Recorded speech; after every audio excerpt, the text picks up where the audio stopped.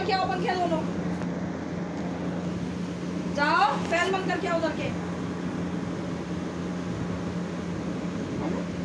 एक निवाला पराठा खड़ा था, ये भी पराठा गायब हो गया है?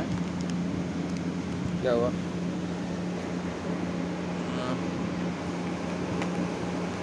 देवराज होता है यहाँ पर।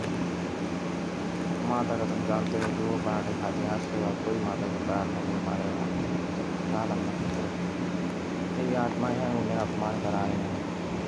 फिर भी मैं नाराज हूँ, सर में कुछ नहीं दूँगा, याद रखो। कार्य करते समय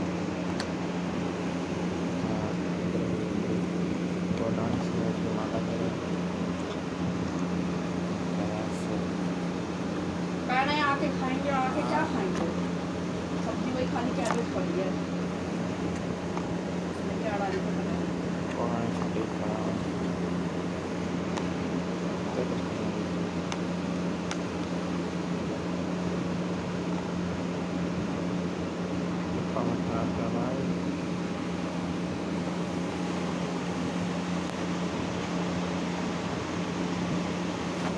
मैंने सोचा था जब लिया था मरेगा, जिंदा हो जाएगा।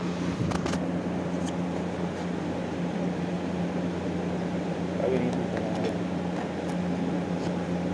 पता होता, जिंदगी इतनी मज़ेदार होती है।